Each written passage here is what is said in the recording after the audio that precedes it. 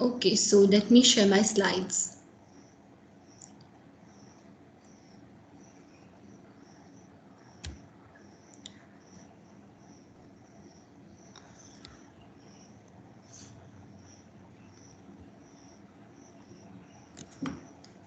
Okay, I hope all of you can see this. Yes, ma'am. Okay, so today we are going to start regulation of body temperature. Okay, so how is the temperature of our body maintained or regulated? One moment. Okay. So these are your objectives for today's class. You have to know what is the normal body temperature. You have to know why is temperature regulation important. Okay, so why is temperature regulation so important or required in our body? And you should also understand the different mechanisms of heat production and heat loss. You should know about the role of hypothalamus in all of this. Okay, and finally, you should also become familiar with certain conditions that arise due to severe environmental temperatures. So there are certain conditions that are abnormal conditions that arise due to severe environmental temperatures, and you should also be aware of them. Okay, so these things you have to understand in today's lecture. Okay, so let us begin. Right, so let us just recapitulate, which we already know. You have studied in biology, I'm sure, that you all are homeothermic, right? So what is homeothermic? Homeothermic means warm-blooded, or the beings or individuals that are capable of maintaining their body temperatures within narrow limits in spite of wide variations in environmental temperature.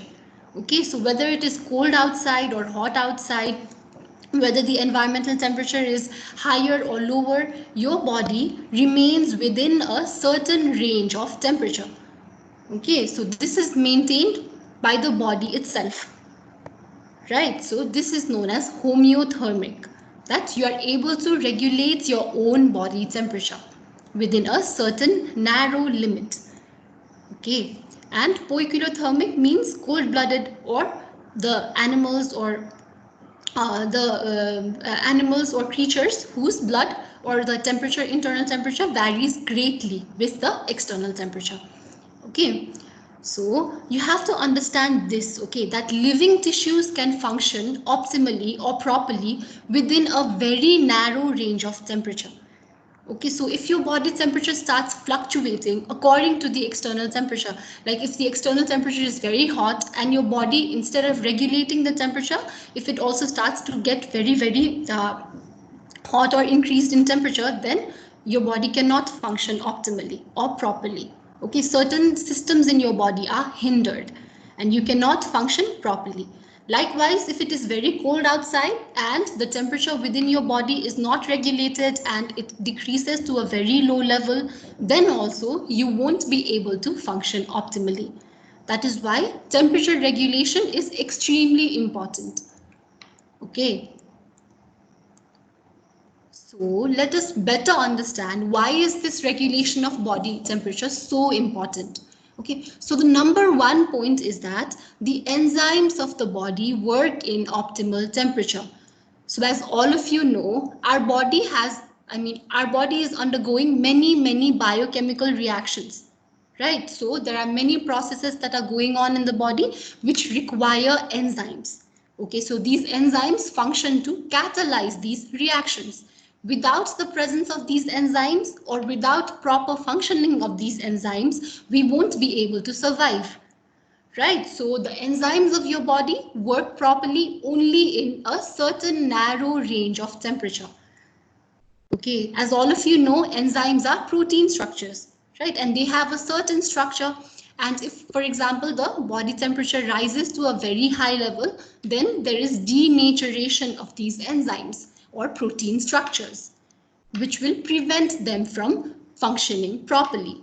And the different biochemical reactions that are going on in your body are greatly hampered. Okay, so the number one point that you should remember when asked why regulation of body temperature is so important is the enzymes of the body need a certain narrow range of temperature to operate properly.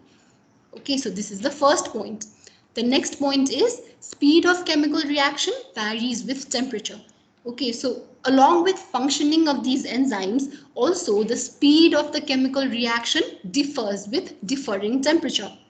Okay, so within a certain limit, usually when the temperature of the body rises, then the speed of the chemical reactions also rise. Okay, but only within a certain limit. And when the body temperature lowers, then the speed of the chemical reactions also lowers, usually. Okay, but sometimes opposite things might also happen. Anyway, the speed of the chemical reaction, it also varies with temperature. That is why temperature regulation is again very important. Okay. Then the third point is very low temperature leads to cardiac fibrillation and failure. Okay, so your heart also needs to function under a narrow range of temperature. So for example, the body temperature decreases below 26 degrees Celsius. Okay, so this is known as lower lethal core temperature. Lethal means fatal. Okay, so this is a very dangerous range of temperature when your body temperature falls below 26 degrees Celsius, then it might lead to cardiac fibrillation and cardiac arrest. Okay, because the metabolic processes are hindered and the functioning of your heart is also hampered. Okay, so that is another important point. And finally, very high temperature may lead to something known as heat stroke. Okay, so this heat stroke happens when there is a very high external temperature, which causes your body temperature to rise to extreme levels. Okay, so here multi-organ failure might occur, you may be unconscious, and this may be fatal. Okay, so this upper lethal core temperature is more than 43.5 degrees Celsius. Okay, so this is why the regulation of body temperature is extremely important. Number one, the enzymes of your body need to function properly. Number two, the speed of the chemical reactions that are taking place in your body have to be optimal. Number three, the heart also needs a narrow range of temperature to function properly. And finally, some conditions like heat stroke may occur if there is extreme variation in temperature. Okay. Now, let us move to another slide. So, I'm sure all of you know this, right? That the temperature can be expressed as degrees Celsius or degree Fahrenheit. Okay, so what is our body's normal temperature? So it is considered to be about 37 degrees Celsius or 98.6 degrees Fahrenheit. Okay, the optimal range is said to be from 36.3 degrees Celsius to 37.1 degrees Celsius. So this comes to be about 97.3 to 98.8 degrees Fahrenheit. Okay, so this is your normal body temperature. So how can the normal body temperature be measured? So it may be measured under tongue, axilla or rectum by thermometer. Okay, thermometer is used to measure. Now, oral temperature is about 0.5 to 1 degree less than the core body temperature. Okay, so what is this core body temperature? Okay, so this is nothing but the temperature that is present in the body's core. Okay, that means the organs that are present in your thorax, abdomen, your brain. Okay, so all of these have to remain at a certain narrow range of temperature. They can only function within this range. Okay, because their enzymatic systems have to function optimally. Your peripheral body temperature may vary a little bit more than this, but your core body temperature must remain within this normal range to function properly. Okay, so the different sites for recording core temperature may be rectum, vagina, or tympanic membrane that is present in your ear. Okay, so the body's core temperature must be maintained within a normal range. Okay, right, so let's move on. So let us see what happens when there is increase or decrease in temperature from the normal range. Okay, so as you know now, the normal range comes to be about 36 to 38 degrees Celsius. So what happens when there is a slight increase in this temperature? See, from 38 to 40 degrees Celsius, this is known as hyperthermia. So thermia means temperature, right? Therm means temperature and hyper means increased. So hyperthermia. So this may be as a result of certain bacterial infections, viral infections that cause fever, or sometimes during exercise, when you're exercising your muscles and there is great production of heat, right? So in these conditions, the body temperature may increase above the normal range. Okay, so sometimes it increases even more. Okay, so this is abnormal. Okay, from 40 to 44 degrees Celsius. This may lead to heat stroke with multiple organ failure and brain lesions. Okay, so this is not a normal condition. So if the environmental temperature is extremely high and your body's temperature regulatory systems are not functioning properly, then sometimes this condition known as heat stroke may occur. This may lead to multiple organ failure, it may lead to brain lesions, and it may prove to be fatal. Okay, now what happens when the temperature decreases below your normal range? So from 34 to 36 degrees Celsius, it may occur due to extreme cold weather, etc. Okay, so this is mild hypothermia and it is not of severe consequence. Okay, so if the body temperature decreases even below this from 30 to 34 degrees Celsius, then what happens is your body's mechanisms of temperature regulation also fail. Okay, so when the temperature is extremely low, then your hypothalamus is incapable of maintaining or regulating the body temperature. And finally, from 27 to 29 degrees Celsius, like I mentioned, cardiac fibrillation, cardiac arrest, and death may occur. Okay, so that is why the normal range of temperature maintenance is crucial. Okay. So I hope you are understanding all of this. Yes, ma'am. Okay, good. So let's move on. Now, as all of you might have guessed, the maintenance of body temperature hangs in the balance like this. Okay, so the heat loss should be almost equal to the heat gain. Okay, or sometimes when the external temperature is high and your body temperature is increasing, then there should be heat loss from the body. And when the temperature is cold or your body temperature is decreasing, then heat needs to be gained. And this heat loss, balance of heat loss and heat gain is what maintains your body temperature. Okay, so these processes are continuously occurring in your body according to external conditions and environmental conditions. Okay, now, so there are certain physiological and pathological factors that affect your body temperature. Okay, so you have to understand how these factors affect your normal body temperature.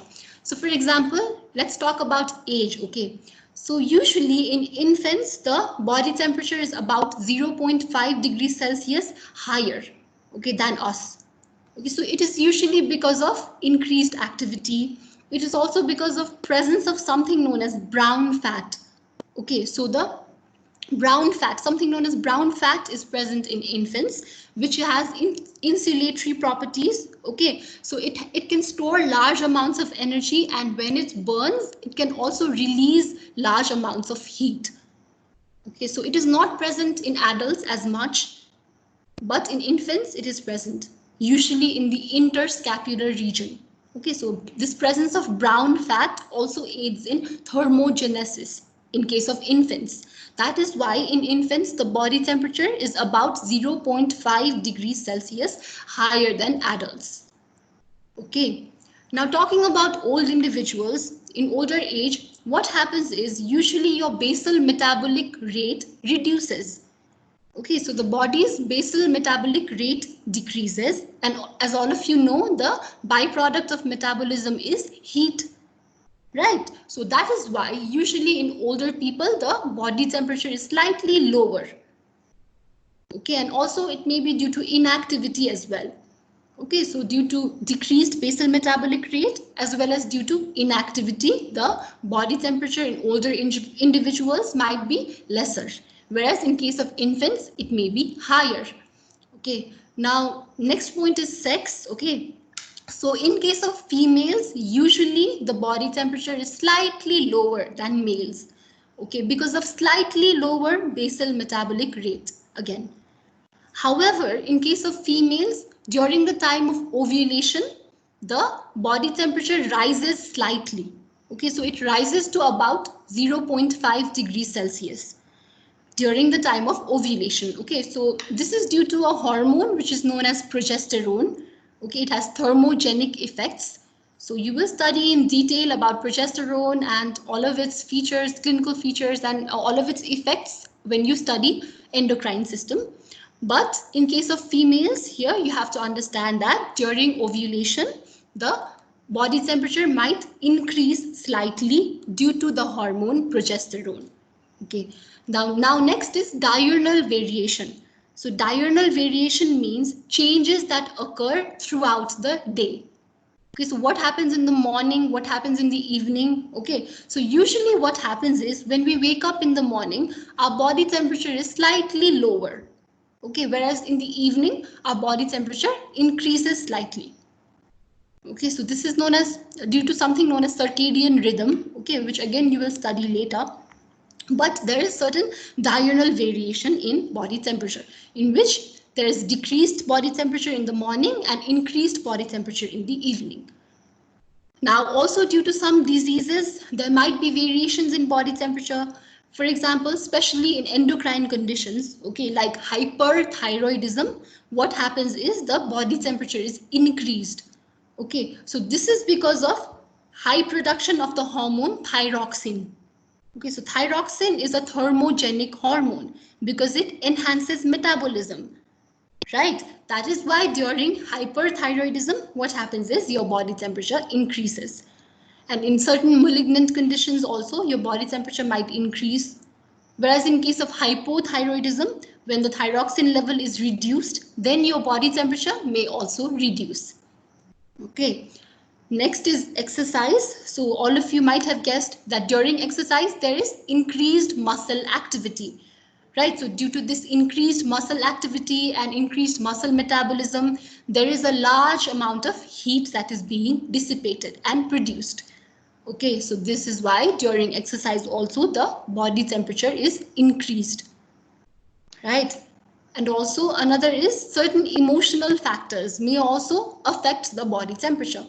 For example, when you're very angry, okay, you're extremely angry, and what you are doing is you are constantly making your muscles tense. Okay, so due to this tensing of your muscles also, your body temperature might rise slightly. Okay, so due to some emotional factors like anger also, your body temperature may increase a little bit.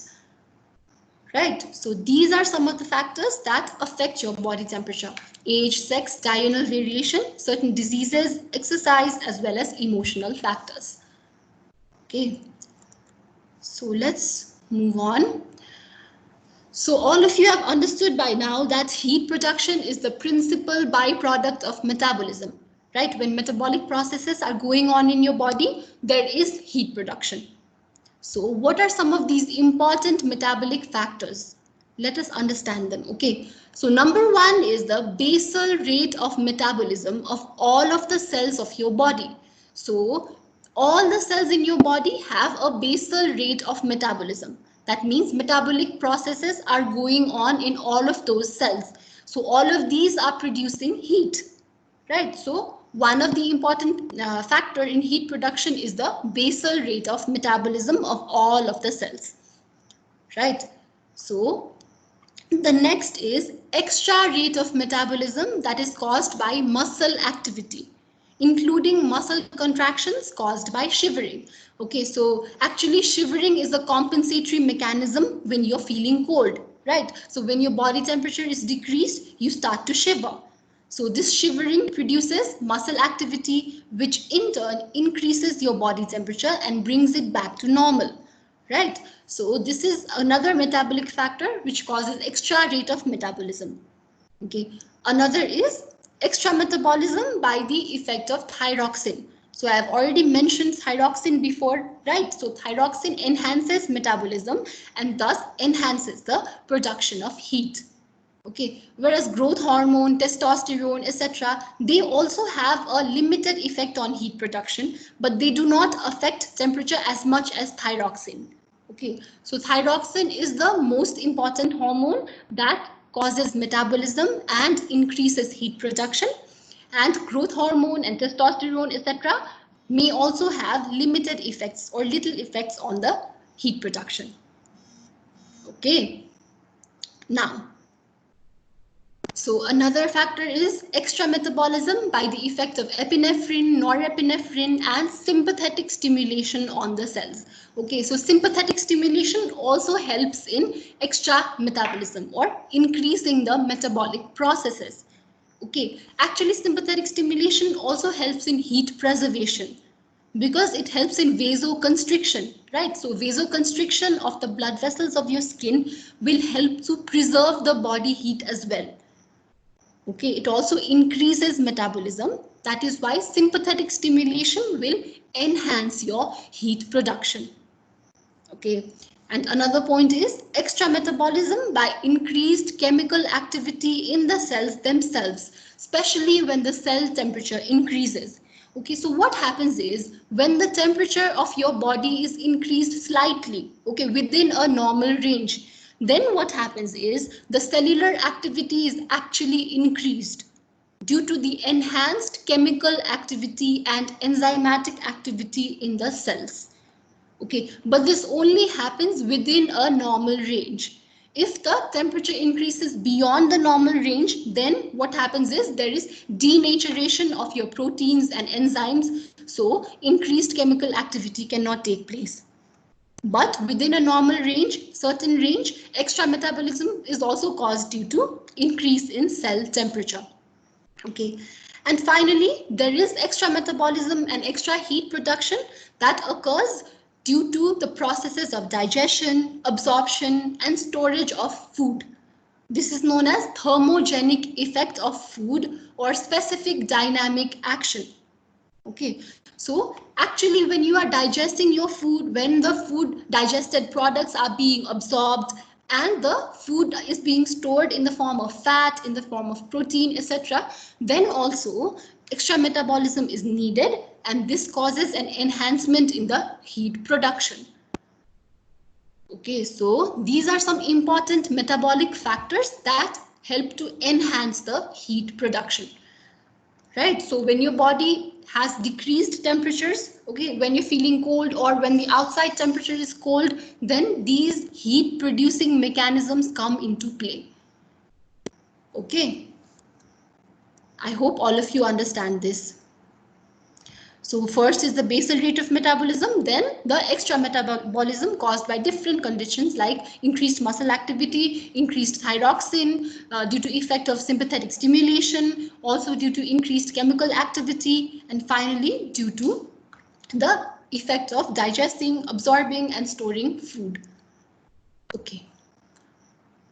Now let's move to heat loss. So we discussed the points which help to enhance the heat production. Okay, so now when the body temperature is increased beyond the normal range, then how is the heat loss facilitated? Okay, so number one thing that you have to understand is that blood flow to the skin from the body core provides heat transfer. So as all of you know that skin forms the barrier between the external environment and your internal environment or internal organs of your body. Right, so when the core temperature is increasing, then the blood, when it is transferred from the core organs towards your skin, okay, so this will help to dissipate the heat from the blood. Okay, so skin has blood vessels, right? So you have already looked at the pictures as well in the previous class. I'll again show you, but skin has different blood vessels present in dermis. Okay, so when there is increased blood flow to these blood vessels that are present in the skin, it will help to dissipate the heat to the external environment. Okay, so that is number one. Then next is control of heat conduction to the skin by sympathetic nervous system. So I already mentioned previously as well, sympathetic nervous system helps in vasoconstriction. Vasoconstriction means narrowing the diameter of your blood vessels, right? So when the diameter of your blood vessels is narrowed, then there is less heat dissipation, right? But when the sympathetic system is inhibited, then there is vasodilation, and there is more amount of heat that can be dissipated from the skin blood vessels into the external environment. Okay, so that is why sympathetic nervous system also helps to control the heat conduction to the skin by controlling the diameter of the blood vessels that are present in the skin.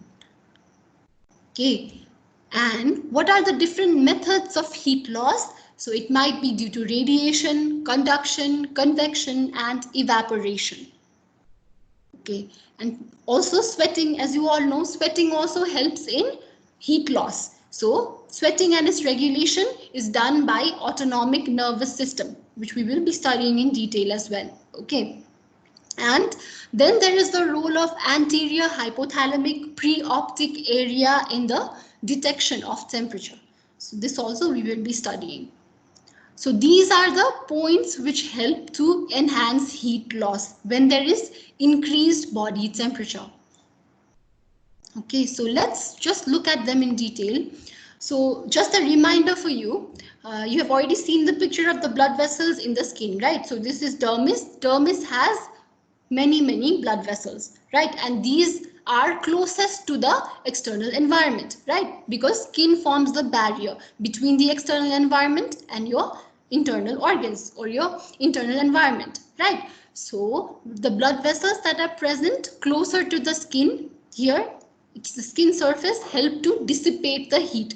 So if the body, the blood from the core of your body travels to the blood vessels in your skin increasingly, then heat can be exchanged between these blood vessels to the external environment. So heat can be dissipated in this direction. Okay, so it will be clearer when you see this picture. Okay, so like I said, this is also due to sympathetic control. So due to sympathetic stimulation, there might be vasoconstriction. So here you can see not much blood is flowing to these capillaries, right? So when not much blood is flowing to the capillaries, not much heat exchange can take place between the external environment. Right. But what happens when there is increase in temperature is that these blood vessels, these capillaries greatly dilate. See, you can see here it was constricted, here it is dilated. So when there is increased temperature, there is dilation, vasodilation in the skin blood vessels, and more blood from the core is now entering into these capillaries. Right. So more and more warm blood is passing through these capillaries, and there can be heat loss, like this dissipation of heat to the environment, and the body temperature can be brought back down to normal. Okay, so this is the heat loss due to vasodilation. I hope it is clear to you.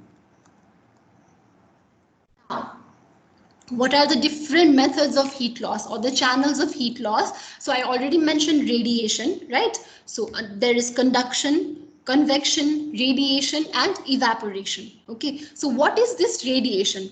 So radiation is nothing but infrared heat waves. Okay, so infrared heat waves are radiated by all objects that are above absolute zero temperature. Okay, so if any object has a temperature that is above absolute zero, then it will radiate infrared heat waves. Okay, so your body loses about 60% of heat from infrared heat waves or by the process of radiation. Okay, so actually these walls are also radiating heat. But if the body temperature is higher than the external environment, then more heat will be lost by radiation than gained. Okay, so in this way, about 60% is lost due to radiation. Then there is something known as conduction. So this is due to contact between two objects and exchange of heat between them. So due to contact between solid objects like this chair, about 3% of heat is lost from your body. Okay, whereas due to conduction to air, about 15% is lost. Okay, so there's something else known as convection. So what is this convection? Actually, conduction is a self-limiting process. Okay, that means, see, this surface of your skin and the immediate layer of air that is adjacent to skin surface has a higher temperature than the air that is present adjacent to it. Your skin surface will lose heat to the air, right? But only up to a point when the air and your skin become equal in temperature. Okay, so this is a self-limiting process. But when air currents are there, okay, or this layer of air is continuously being removed and new cool layer of air is being added adjacent to the skin surface, then the skin will continue to lose heat to the air.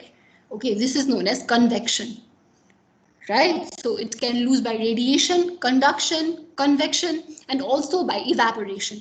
So as all of you know, sweat glands produce sweat and this sweat contains water, right? And when this sweat evaporates, there is cooling down of your body. So about 22% of heat is lost from your body due to this process of evaporation, right? So these are some mechanisms of heat loss.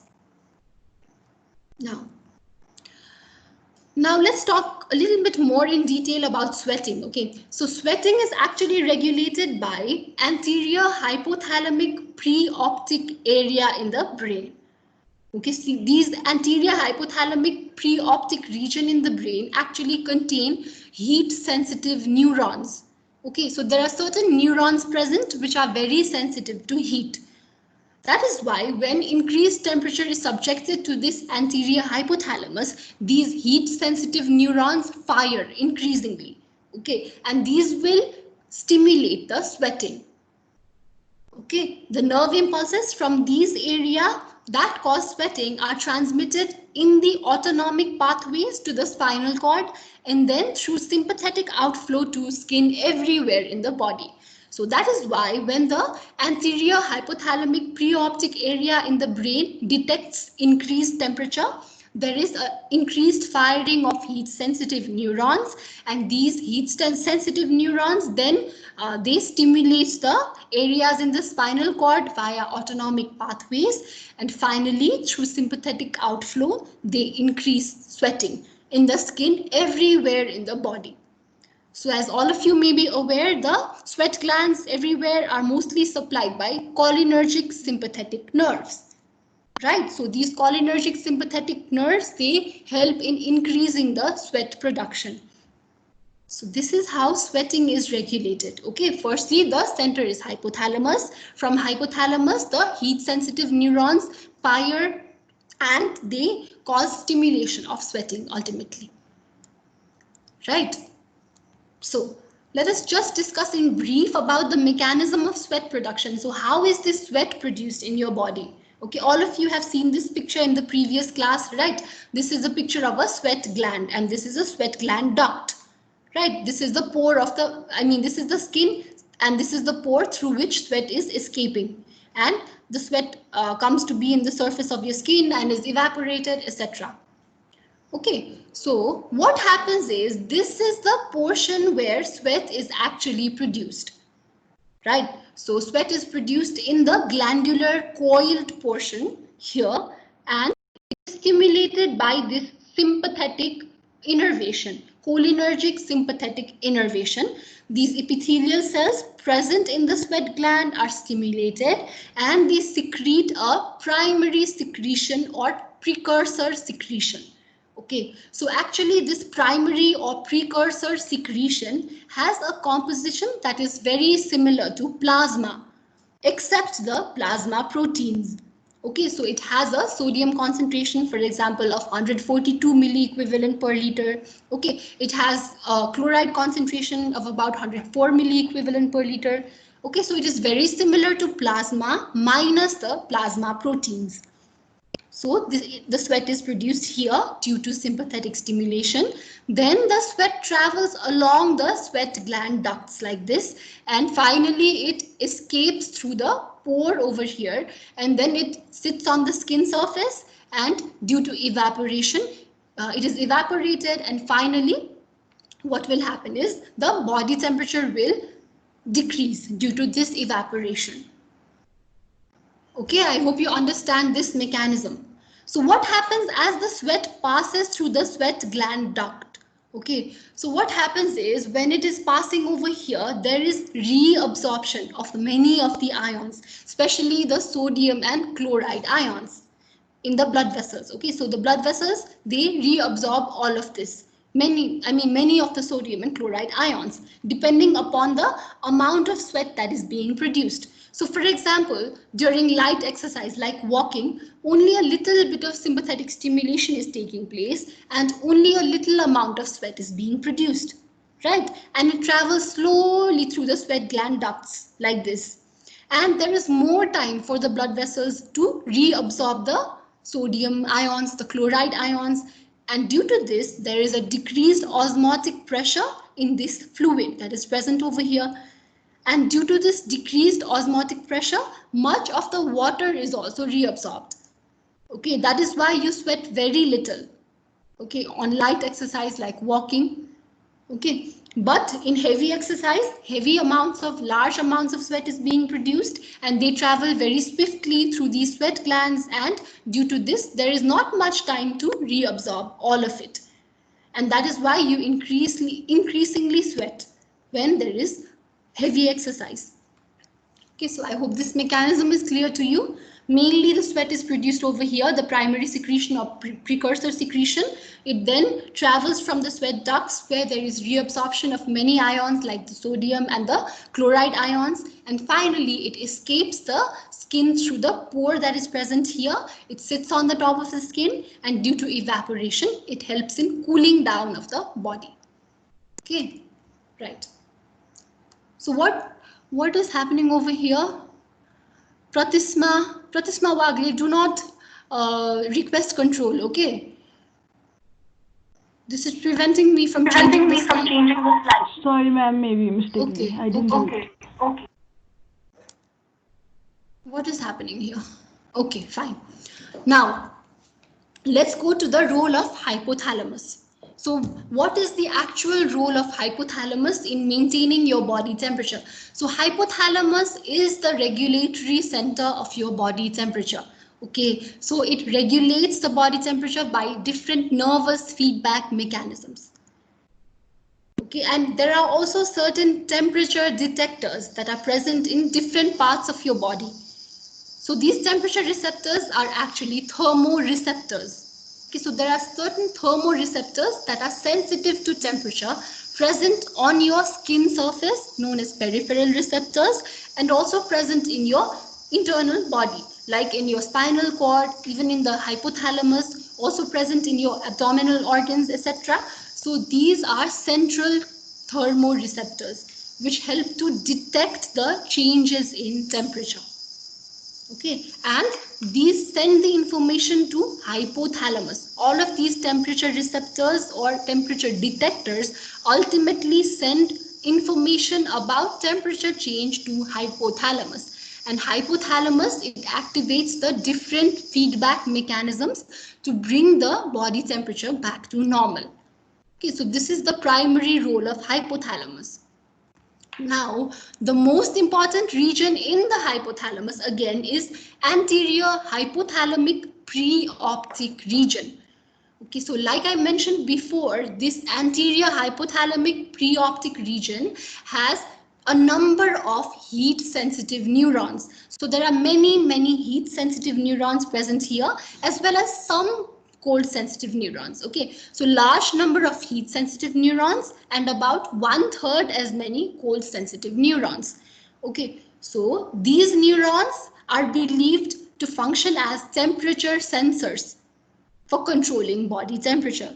That is why this area of hypothalamus, it serves as a thermostat. Okay, what is the thermostatic body temperature control center? If you are asked in MCQs, you will have to say anterior hypothalamic preoptic region. This is the temperature thermostat.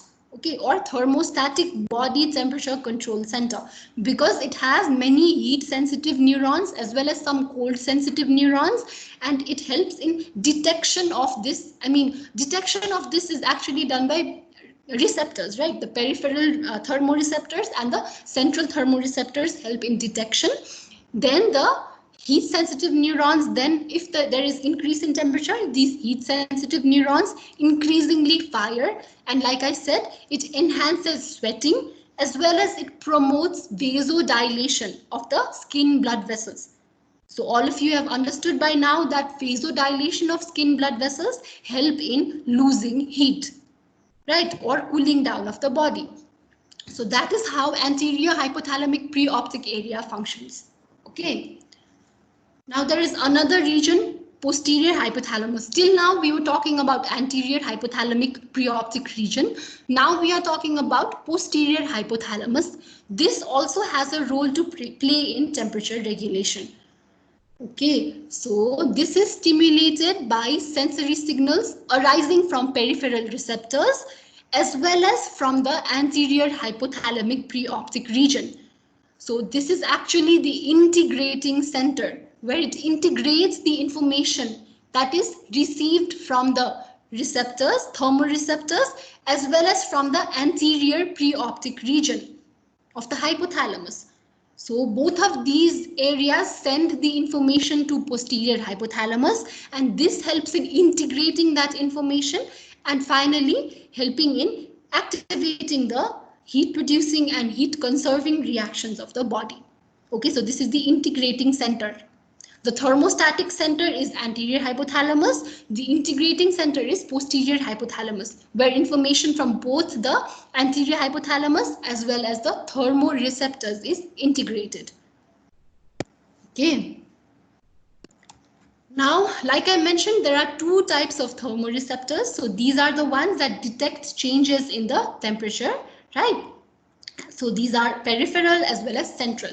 Peripheral are present on skin, central are present in the hypothalamus itself, then also in the spinal cord and in the abdominal organs.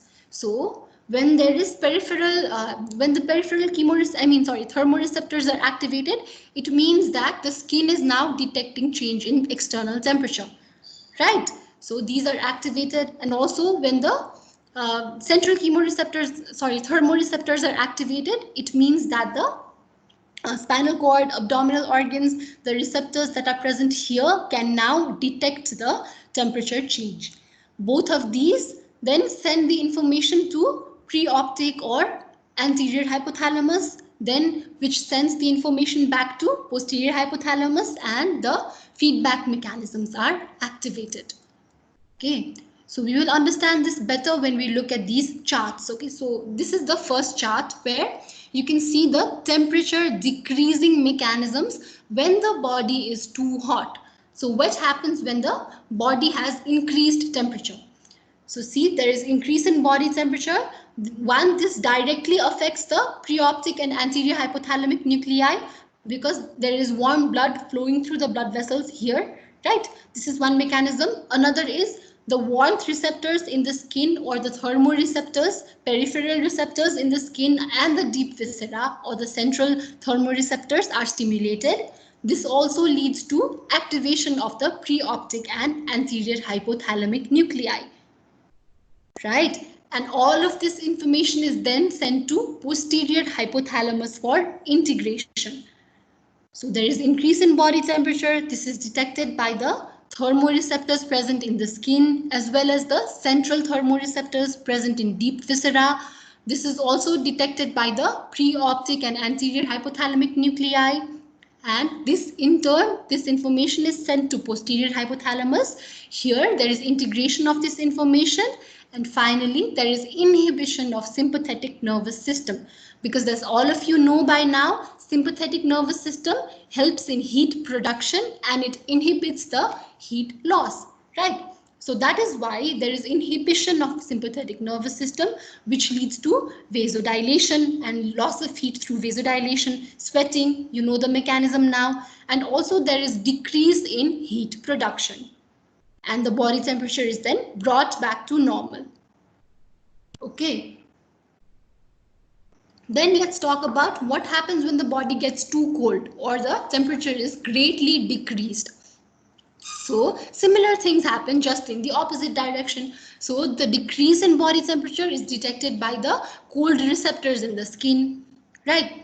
And also the preoptic and anterior hypothalamic nuclei also contain cold sensitive neurons, right? Like I mentioned, though these cold sensitive neurons are lesser in number, but these are also present. So this is detected by the preoptic and anterior hypothalamic nuclei.